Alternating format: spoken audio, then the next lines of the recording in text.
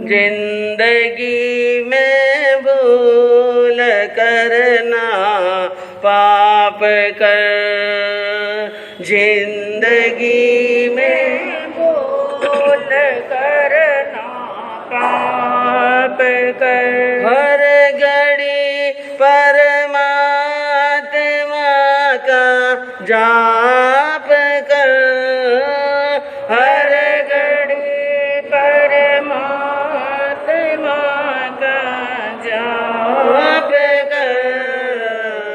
जिंदगी में भूल करना पाप कर। भूल में हो जाए कोई पाप तो भूल से हो जाए कोई पाप तो बैठ कर कुछ देर पश्चाताप कर, बैठ कर कुछ देर पश्चाताप कर। जिंदगी में भूल करना पाप कर।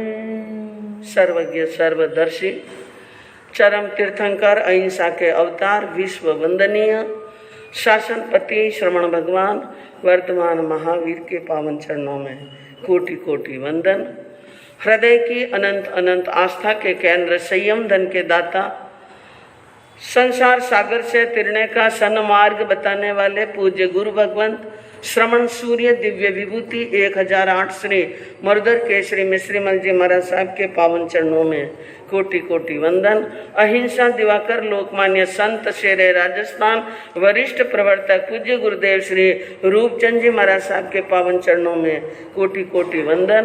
मरुधरा भूषण संत शिरोमणि पूज्य प्रवर्तक गुरुदेव श्री सुकन मुनि जी महाराज साहब के पावन चरणों में कोटि कोटि वंदन। साधना की प्रतिमूर्ति सद्गुणों के उपासिका सरल मना शांत दांत गंभीरा गुरुवरिया माँ सती श्री सज्जन कंवर जी महाराज साहब के पावन चरणों में कोटि कोटि वंदन। धर्म प्रेमी बंधुओं, शीलवती माताएं बहनों, बड़ा ही मार्मिक प्रसंग चल रहा है।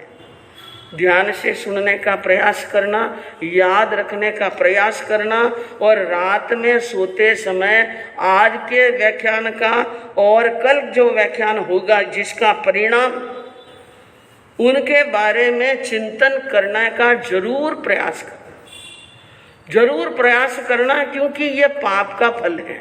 किसका फल है? पाप का फल है। जो मनुष्य पाप करता है, ज्ञानी कहते हैं, सत्पुरुष कहते हैं, हमारे जिनेश्वर तीर्थंकर भगवान कहते हैं और प्रत्येक संत कहते हैं कि हे भव्य आत्माओं, पाप से दूर रहो। पाप से क्या रहो? दूर रहो। पाप करना पड़े मजबूरी से तो मनुष्य है, करना पड़ता है। कल भी परसों बताया, पाप में पड़ना मनुष्य का स्वभाव है। पाप में पड़ना, पाप में पड़ना मनुष्य का स्वभाव है। पाप में डूबे रहना शैतान का स्वभाव है। पाप से डरना संत का स्वभाव है और पाप से दूर हटना एक ईश्वर का स्वभाव है। हमें अगर ईश्वर तक की यात्रा करनी है तो पाप से डरना पड़ेगा। क्या करना पड़ेगा? डरना। और पाप से डरना। और अगर पाप करना पड़ रहा है, बिना पाप किए ये जीवन चल भी नहीं रहा है, क्योंकि रोज आरंभ समारंभ होते ही होते हैं। हम मनुष्य हैं और हम यानी मनुष्य हैं और पशु हो चाहे मनुष्य हो। बंधुओं, पेट भरने के लिए क्या करना पड़ता है? हाँ, आरंभ समारंभ, काट छांट, सब्जी आती है घर के अंदर, और घर में सब्जी हो चाहे सूखी सब्जी करो तो भी अग्नि जला करके दाल को उबालनी ही। क्या बात है। 6 कायिक जीवों की गांठ हुए बिना आपका भोजन तैयार होता है क्या? कैसा? नहीं होता है, नहीं होता है। 6 काय के जीवों की गांठ होती है तब जाकर के भोजन तैयार होता है। अब हम कहते हैं कि हम 6 काय के जीव की गांठ नहीं करे, भोजन नहीं करे, तो कितने दिन की जिंदगी है? करना पड़ेगा। क्या करना पड़ेगा? हाँ, अरे गोचरी साधु भी पेट काज साधु फिरे। पेट के लिए तो संत अवेलिया साधु सिद्ध साधक योगी महात्मा उनको भी घर घर जाना पड़ता है। ये पेट की आग है, इनको बुझाना पड़ता है। तो जो जरूरी है, जिनको करना पड़ रहा है, वो हमारी मजबूरी है। और कभी कभी भूल में भी हो जाता है, भूल से भी पाप हो जाए, जो नहीं करना चाहिए वो भी हो गया, तो कुछ देर बैठकर क्या करो। हाँ, यह महावीर का सिद्धांत है, विधान है ये हमारे। प्रतिक्रमण क्या है हमारे? सुबह देवसी रायसी प्रतिक्रमण और शाम को देवसी प्रतिक्रमण। तो इस प्रकार विधान है कि हम उन विधान के अनुसार किए हुए पाप को क्या करें, हम दूर करें। जीवन बड़ा अमूल्य है। एक सेठ जी के 2 बेटे हैं, ये भी ध्यान से सुनना। अब आपके वो बाबूजी आदरो बकान निकाले रही ढूंढना, तो पहली रबर का है पोटली बांधने रख दा कहीं एडो मत कर। सबके ऊपर चिंतन मंथन करना, लेकिन ये मार्मिक दृष्टांत है जो हमारी आत्मा को जगाने वाला। और चोट सीधी कर जाए तो हम कितने ही पापों से बच सकते हैं। इसलिए बंधुओं, तो एक सेठ जी के 2 बेटे और दोनों ही सेठ जी को बहुत प्रिय थे। जैसे 2 आंखें होती हैं, अब 2 आंखों में कौन सी आंख को हम ज्यादा प्यार करते हैं, कौन सी आंख को नहीं? हाँ, दोनों आंखें हमारी हैं, दोनों आंखें प्यारी हैं और इनके बिना काम चलता नहीं है। सेठ जी को दोनों बेटे प्यारे थे। सेठ जी के पास में अपार संपत्ति और खूब संपत्ति। सेठ जी का उन पर बहुत स्नेह। सेठ जी ने विचार किया, इतनी संपत्ति है मेरे पास में, इतने मेरे प्यारे बच्चे हैं, लेकिन ये जो सारी संपत्ति मेरे मरने के बाद में, मेरे जाने के बाद में, ये कारोबार और जिम्मेदारियां निभाने वाला बेटा कौन सा होगा? उसकी भी परीक्षा करनी थी सेठ जी को। सेठ जी ने दोनों बेटों के लिए 2 एक श्री की, एक ही जैसी, एक ही डिजाइन की 2 बड़ी बड़ी हवेलियां बनाई। क्या बनाई? हवेलियां में समझो ना। हाँ, बंगलो तो थानो घणो छोटो है। बंगला रे मायने तो घिणी चुनी आइटम रहे। हवेली लगभग महल के समान होती है, महल का मिनी रूप, उसे कहते हैं हवेली। और हवेली बनाई दोनों बेटों के लिए, बढ़िया हवेली बनाई, खूब ऊंची और खूब। एक छोटा सा पत्थर भी ज्यादा नहीं और एक पत्थर कम नहीं, एक भी कक्ष कम नहीं, एक भी कक्ष ज्यादा नहीं, एक भी किवाड़ कम नहीं, एक भी ज्यादा नहीं, और पूरा अच्छी प्रकार से जितना सजाना चाहिए था सजा दिया। दोनों हवेलियां बराबर तैयार हो गई, गगनचुंबी हवेलियां। सेठ जी ने दोनों बेटों को बुलाया और कहा, जाओ बेटों, मैं तुम्हें दोनों को 2-2 रुपये दे रहा हूं। क्या दे रहा हूं? तुम 2 रुपये में पूरी हवेली भर लो। क्या कहा? 2 रुपये में पूरी हवेली भर लो। दोनों बेटों ने बात सुनी। बड़े बेटे की हथेली पर भी 2 रुपये रखे और छोटे बेटे की हथेली पर भी कितने रखे? 2 रुपये। ने सेठ जी ने आदेश क्या दिया? 2 रुपये में हवेली भरनी है।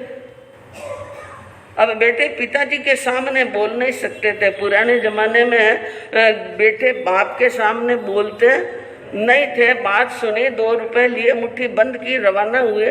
और रवाना दोनों आगे गए, एक तरफ गए। उन्होंने कहा, पिताजी ने तुम्हें भी 2 रुपये दिए, मुझे भी 2 रुपये दिए, और 2 रुपये में क्या भरनी है? हवेली भरनी है। उन्हें कहा, हाँ भरनी है। दोनों ने कहा ठीक है। अब दोनों अलग अलग हो गए, अलग अलग बोल तो, एक इधर गया एक उधर गया। सेठ जी ने जो कहा वो पालन तो करना ही था, हवेली भरनी थी। लेकिन बड़ा बेटा सोचने लगा कि ज्यों पिताजी की उम्र हो रही है, ये सठिया गए। क्या हो गए? ये सठिया गए। इनकी अक्ल कहीं पर घास चरने चली गई। अक्ल नाम की चीज नहीं रही, क्योंकि लोग कहते हैं, सुना है आपने भी हमने भी, कि साटी ने बुद्ध नाटी के 60 साल रह गया, अभी तो बुद्धि नाट गई। अब 60 रे बाद में 61 शुरू रहे तो समझ लेना आप अगर घरे मायने बेटा ने पोता ने किन्हीं शिक्षा देवो तो समझ लेना वे यूं सोच रिया है अपने बारे में कि अब इनारी बुद्धि घीप रही क्या इनकी बुद्धि सटिया गई है। अब 2 रुपए में कोई हवेली भरी जाती है, कैसा कैसा तो विचार आता है पिताजी के दिमाग में, क्या क्या बातें कह देते हैं और क्या क्या कर लेते हैं पता नहीं। अब विचार किया 2 रुपए में कैसे हवेली भरे, इतनी बड़ी हवेली 2 रुपए में कैसे भरे। वो भन बनाता हुआ जा रहा था और जब व्यक्ति के दिमाग के अंदर ये कुछ कचरा आ जाता है ना दिमाग में तो अच्छी बात नहीं आती है। सोचता सोचता जा रहा है, सामने से कचरे की गाड़ियां आ रही थी। किसकी? जो गाड़ियां गांव के बाहर बहुत दूरी पर कचरा डालने के लिए जा रही थी तो लड़के ने देखा सामने से कचरे की क्या आ रही है और कचरा भी बढ़िया बोलते जोरदार। हाँ, ऐसी गाड़ियां आई। उन्होंने कहा उन गाड़ी वालों को 15-20 होगा, 50 एक गाड़ियां होगी। उन्होंने कहा कि भाई ये गाड़ियां कहाँ ले जा रहे हो? कि ये गांव का सारे नगर का कचरा बाहर डालने के लिए के बाहर मत डालो। मैं कहूँ जैसा करो 2 रुपए दूंगा तेरे को। कितना? 2 रुपए भी पुराने जमाने में बहुत है। उन्होंने कहा बोलो क्या करना, ये जो चलो साथ में चलो, मेरे साथ में चलो। गए और बताई दूर से 2 हवेलियां जो डाला हाथरी हवेली है उनके अंदर भर दो। हाँ सेठ जी इस हवेली में, हाँ 2 रुपए दूंगा। उन्होंने कहा ठेठ गांव के बाहर कचरा डालने के लिए जाते और सेठ जी कहाँ डलवा रहे? हाँ अपन काम निबड़ियो। सहज में गए और गाड़ियां क्या कर दी वहां पे, खाली कर ली पूरी, ऊपर नीचे सब पूरे हॉल हो जाए, मखमल के गद्दे हो जाए, बारियां हो जाए, जरों के हो, एक बुक भी नहीं छोड़ा, सब कर दिए, सब पर्दे लगा दिए, दरवाजे बंद कर लिए। और बेटा मन के अंदर खुश कि 2 रुपए में मैंने क्या भर दी, पूरी हवेली। अब छोटा बेटा सोचने लगा पिताजी ने कहा 2 रुपए में हवेली भरनी तो मतलब कोई न कोई रहस्य जरूर होगा। इसमें क्या है?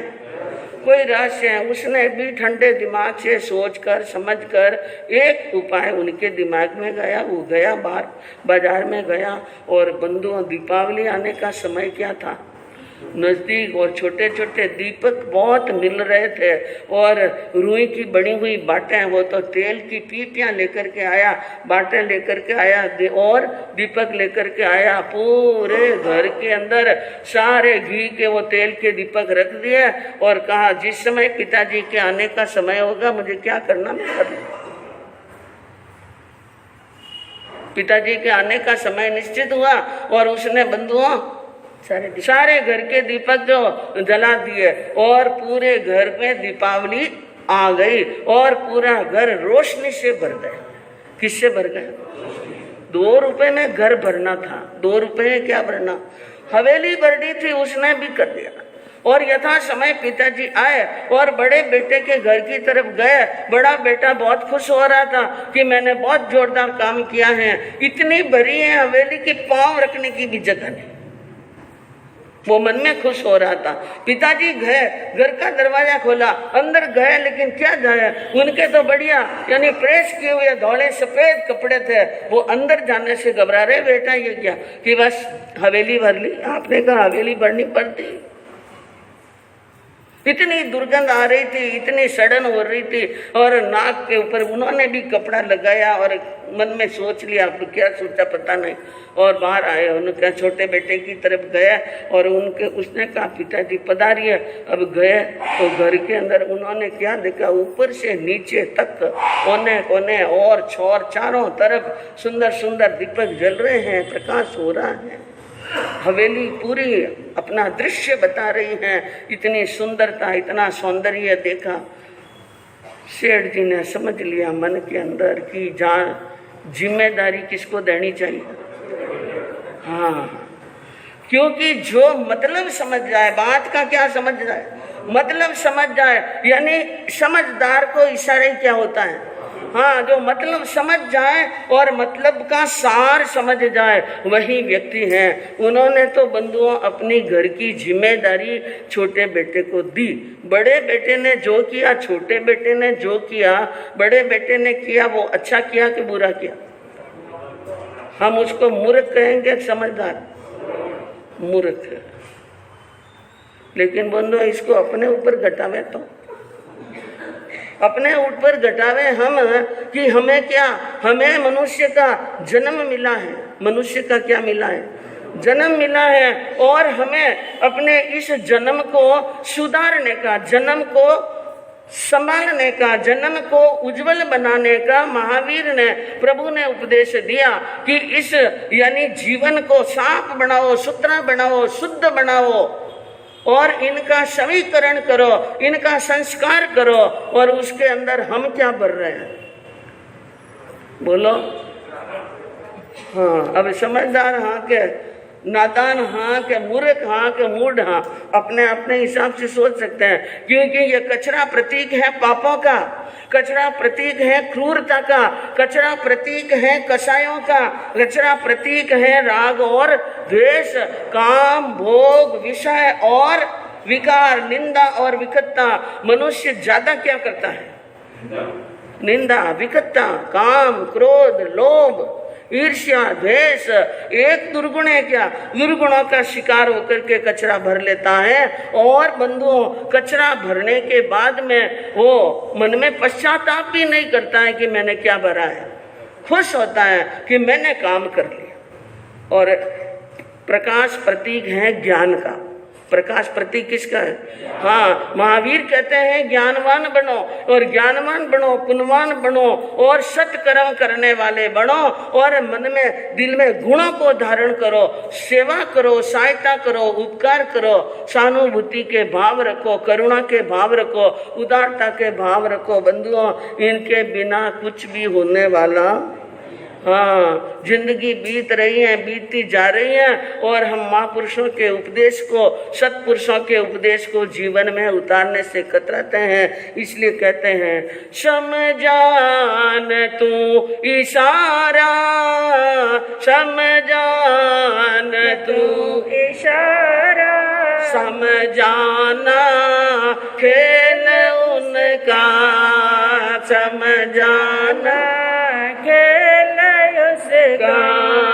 क्यों तेरी बात बिगड़ी, क्यों तेरी बात बिगड़ी, हर बार बनते बनते, हर बार बनते बनते, सांसों का क्या भरोसा, सांसों का क्या भरोसा, रुक जाए चलते चलते, रुक जाए चलते चलते।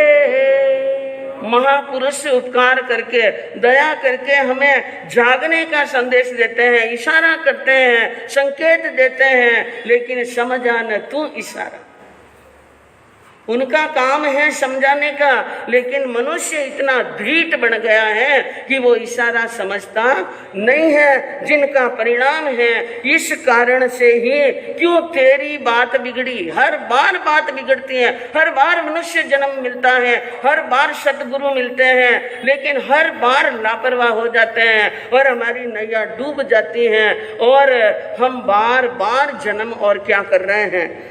मरण कर रहे हैं। और अब समय बहुत हो गया। अब समय क्या हो गया? हाँ, अब तक किया न कुछ भी, अब तक किया न कुछ भी, अब तो प्रभु सुमर ले, अब तो प्रभु सुमर ले। कह रही है जिंदगी की, कह रही है जिंदगी की, ये शाम ढलते ढलते, ये शाम ढलते ढलते। सांसों का क्या भरोसा, सांसों का क्या भरोसा। रुक जाए चलते चलते, रुक जाए चलते चलते। यानी कहते हैं अब तक तुमने कुछ नहीं किया, संसार में पड़ा रहा, फंसा रहा, लोभ लालच के अंदर पड़ा रहा, अब तो हरि सुमर ले, अब तो भगवान का क्या कर ले, भजन कर ले, परमात्मा को याद कर ले, क्योंकि यह ढलती हुई शाम कह रही है। कौन सी शाम? रोज शाम को ढलती है वो शाम जिंदगी की, यानी जिंदगी पड़ाव के अंतिम पड़ाव पर जा रही हैं, बड़ी त्वरित गति से जा रही हैं, ये रुकने वाली, हाँ कह रही हैं जिंदगी की शाम ढलते ढलते। ये बुढ़ापा कह रहा है कि अबे तो दुकान छोड़ो, अबे 2 घंटा आईने मौन भी समाई करो ने भगवान रो कहीं करो भजन है, क्योंकि पाप करके धापे नहीं, पाप करके, हाँ लेकिन आप देखो पाप का फल भी धाप धाप करके प्राप्त होता है। जिन महापुरुषों ने फल भोगा है, जिन्होंने फल भोगा है, उनके गुण कर रहे हैं। आप सुन रहे थे माँ सती अंजना जीवन का चरित्र सुन रहे थे। सासू माँ के सामने बात आई, सासू गई और कहा बहू गर्भवती कैसे हुआ, क्या हुआ, सारी बात पूछी। उसने कहा कि आपकी कृपा से, आपके आशीर्वाद से मेरे पति कटक में जाते हुए मिलने के लिए आए और 3 दिन यहाँ पर विराजे, और उन्होंने मेरे मन की इच्छाएं क्या कर ली, पूरी कर ली। इस कारण से, और ये आभूषण हैं आपके बेटे के, और ये वस्त्र हैं, ये मुद्रिका हैं, ये कटार हैं जो निशानी के रूप में देकर के गए हैं। ये बात सुनी तो सासू जी की एड़ी से लगाकर चोटी तक ज्वालाएं फूट गई।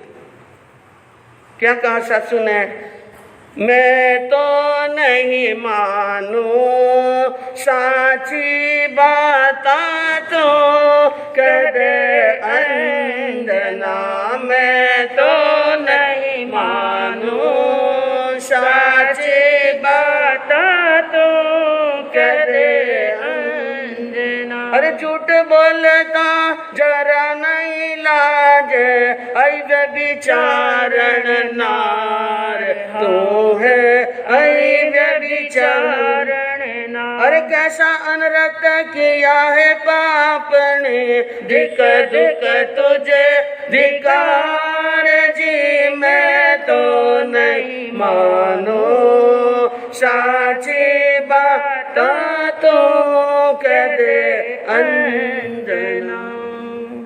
सासू ने बहु रानी कह करके संबोधन नहीं दिया, हे अंजना सच्ची सच्ची बात बता कि क्या हुआ है, क्या जाल खिला है, क्या किया है तुमने। तू झूठ बोलते हुए मेरे सामने, पता नहीं मैं तेरी सासू हूँ और महाराज प्रहलाद सिंह की पटरानी हूँ। जितना हुक्म महाराजा का चलता है अंतपुर में, वही हुक्म किसका चलता है, मेरा चलता है। मेरे सामने झूठ बोलते हुए तुम्हें बिल्कुल ही लज्जा नहीं आ रही है। एक तो पाप कर रही है और ऊपर से क्या बोल रही है, झूठ।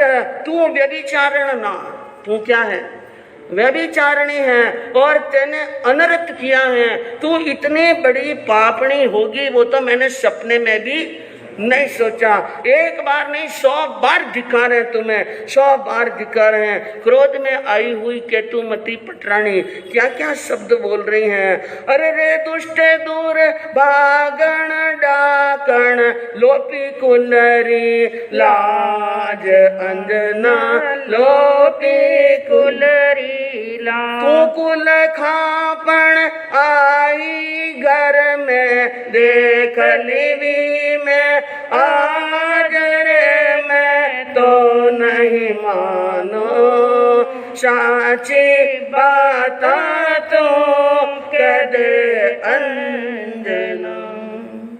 सासू ने कहा, रे दुष्टे, तू बड़ी दुष्ट है। तू ऊपर से जितनी सुंदर और जितनी सुकुमार दिख रही है, तू ऐसी है ही नहीं। तू बड़ी दुष्ट है, दुर्भागण। कैसे राजा के घर में जन्म ले लिया और कैसे बड़े राजा के घर के अंदर बहू बन करके आएगी। तू तो दुर्भाग्यशाली है, तू डाकण है। क्या है? ब्राह्मण है। और तूने लोपी कुल की कार, हमारे कुल की मर्यादा, हमारे कुल की लाज सबका लोप कर दिया है। तू कुल खापण, तू कुल को खा जाने वाली, कुल का सर्वनाश करने वाली है। मैंने समझ लिया है तू यहाँ रहेगी तो कुल का क्या होगा। हम तो मुंह दिखाने लायक नहीं रहे, ऐसी की है तूने। और तू कह रही है कि आपके बेटे आए यहाँ पर। मेरा बेटा पवन यहाँ पर आया, ऐसा तो हो ही नहीं सकता। अरे पिया तेरे सो कबहु न बोलिया, क्यों तो बोले कूड़ अंजना, क्यों तो बोले को। अरे निर्णय इनको निकलेला जद, निर्णय इनको निकलेला जद, पड़सी मुंड धूड़ जी मैं नहीं मानो, साची माता तो कह दे अंजना। एक बात कान खोलकर सुन लेना, मेरा बेटा पवन कभी आने वाला नहीं है। क्यों तू बोले कूड़, पाप कर रही है, झूठ बोल रही है और मेरे बेटे को भी लपेट रही है साथ में कि वो यहाँ पे आए, तू झूठ बोल रही। जिस दिन इन बात का निर्णय होगा और पवन कहेगा कि मैं तो इनका नाम ही नहीं सुनना चाहता हूँ, ऐसे समय के अंदर तेरे ऊपर कितनी धूड़ पड़ेगी। और ये सोच लेना। ये कौन सुन रही है? किनके शब्द थे ये? सासू केतुमती के शब्द। महाराजा महेंद्र सिंह की पुत्री, 100 भाइयों की बहन, बड़े लाड प्यार से पली, बिल्कुल सच्ची है, सावित्री है, पतिव्रता है, शील शिरोमणि है। उनको ये शब्द सुनने पड़ रहे हैं। क्यों? ये क्या है? कर्म। ये है पाप के विपाक। ये क्या है? पाप के विपाक। जो पहले भव में कर्म बांधे थे, पहले भव में किए हुए पाप थे, उनका भुगतान हो रहा है बंधुओं। एक सच्चा इंसान कलंकित हो रहा है, उनके ऊपर इतने आरोप आ रहे हैं, उनके ऊपर इतना अपमान हो रहा है, इतनी फटकार लग रही है, इतनी दुख वेदना और तड़प हो रही है। ऐसे शब्द सुनकर अंजना की आंखों में क्या आ गए? कटुक वचन सासू तना और सुनिया अंजना नार, उत्तर में आतुर तदार, बोली वचन विचार। कटुक वचन सासू तना का, सासू जी के कठोर और कटुक यानी खारे शब्द सुनकर अंजना उत्तर देने के लिए तैयार होती हैं। आतुर, आतुर यानी शीघ्र ही, लेकिन वचन बोलते समय बहुत विचार कर बोलती हैं। अंजना बोलती हैं तो क्या करती हैं? सोच विचार कर। सासू जी बेड़ा मत बोलो, सासू जी बेड़ा मत बोलो, अरे एड़ा काई रूठ गया हो, कड़वा क्यों बोलो। सासू जी बेड़ा मत बोलो, सासू जी बेड़ा मत बोलो, अरे एड़ा काई रूठ गया हो, कड़वा मत बोलो। बड़ी नम्र और मीठी वाणी में हाथ जोड़कर कहा अंजना ने, सासू जी ऐसे बेड़े वचन मत कहिए, ऐसा मत बोलिए, और इतने क्यों रूठ रहे हो, मेरी बात तो सुनो। बंधुओं, वो सती थी, इसलिए इतने कठोर शब्द सुन करके कोई साधारण घर की लड़की नहीं थी। आज एक थोड़े से पैसे वाले बेटी हो, पैसे वाले बाप की बेटी हो, और एक शब्द कह दे सासू जी क्या भेंदनी 8:30 बजी है, आप अबे पधारिया कमरा में नीचे, कहने देखो। हाँ, कहने देखो। हाँ बोलो, दुगड़ सा तो और मोटी बात कह दी। हाँ, तो कोई सुनने के लिए तैयार नहीं, और फिर बड़े घर की बेटी हो तो बिल्कुल सुनने के लिए तैयार नहीं, और घर छोड़कर पिताजी को माताजी को फोन करेगी, माताजी पिताजी कहेंगे इतना धन यूं ही दिया कि आजा घर पर। लेकिन ये कौन सुन रही है? अंजना और इतनी निठाव से कह रही हैं, अंजना इतनी शांति से कि थारा जाया आयाट है। मासा मेरी बात पर विश्वास करो, आपके पुत्र यहाँ पर आए थे, 3 दिन यहाँ पर विराजे थे और सारी बातें हुई थी, लेकिन अब वो शांति से समझा रही हैं और सासू जी के तेवर फिरे हुए हैं। बंधु, जब व्यक्ति अत्यधिक क्रोध में हो उस समय ठंडे वचन भी काम आने वाले नहीं। मैंने एक बार कहा था, उबलते हुए कढ़ाई के तेल में ठंडे पानी से छिटके दो, किसके क्या होगा? अटने पूछ सको भाई, 22 तारीख की सूचना दे, 22 तारीख की सूचना दे।